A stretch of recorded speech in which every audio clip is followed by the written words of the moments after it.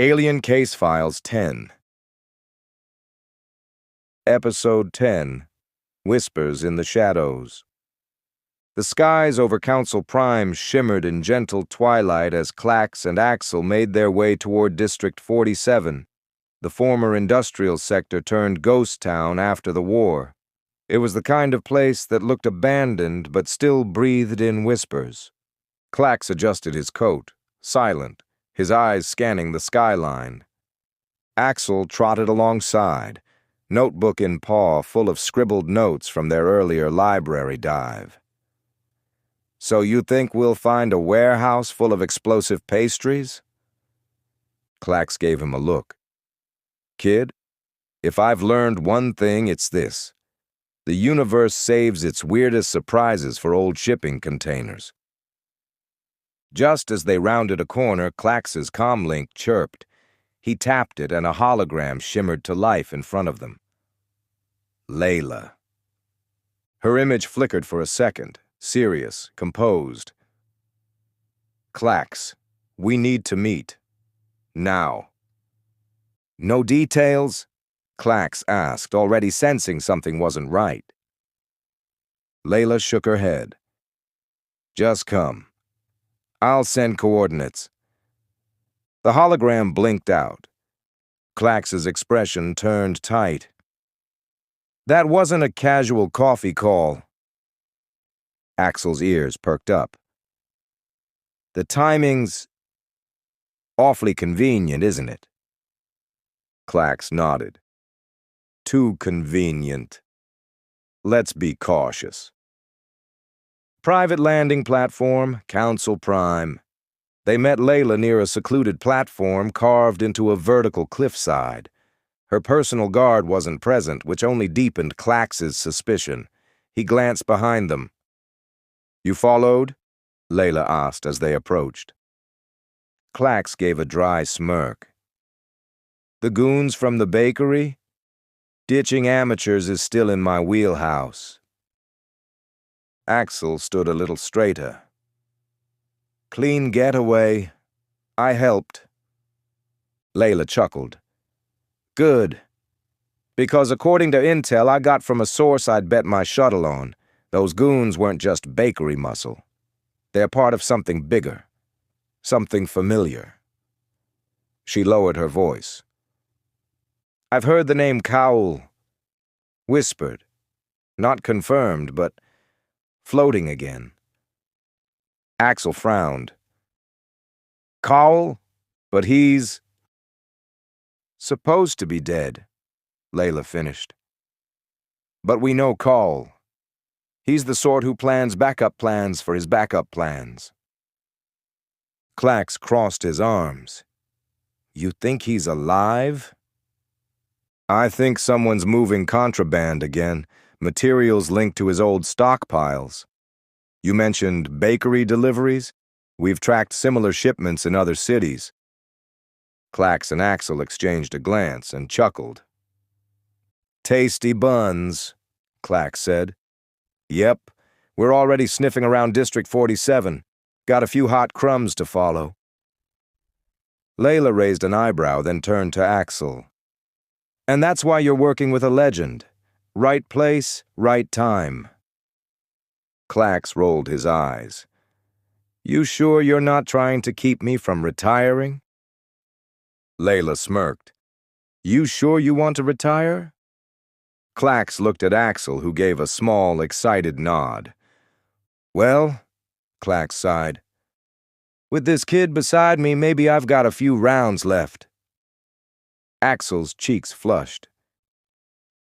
"Looks like things just got interesting."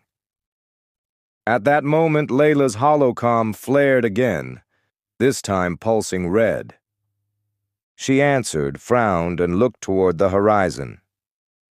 "Something's come up. I have to go." "Keep us informed," Clax said. Layla nodded, turned toward her shuttle, and within seconds, she was gone, vanishing into the orange glow sky. En route to District 47. The train ride was silent for a while. Clax leaned back in the booth, sipping from a flask. "Still think this case is about pastries?" he asked. Axel shook his head. "Number, I think this is just the outer crust." Clax blinked.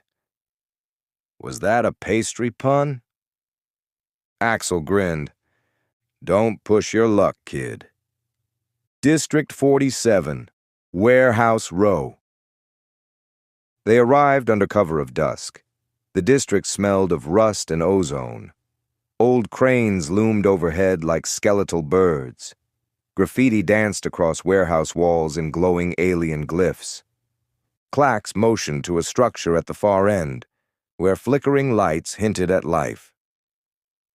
"Warehouse Delta 7, he said. "The only one with recent energy logs." They approached from the side, keeping low. Clax tapped his sleeve, projecting a low-light scanner from his coat. Inside, shadows moved, and crates. Dozens of them. Axel pulled out a tiny drone and let it slip under the front door. "Sending visuals now." The feed blinked onto Clax's wrist. Within the warehouse, 4 figures, heavily armed, patrolled between crates marked with bakery logos. A loader mech lifted a crate and loaded it into a dark, unmarked freighter. Axel whispered, "They're shipping out. Now." Clax narrowed his eyes. "Then we stop them. Quietly." They slipped through a side door. Inside Warehouse Delta 7, Clax ducked behind an inactive forklift. Axel moved to the shadows, pulling a small device from his belt. "EMP charge," he whispered. "Small range. Should disable their sensors."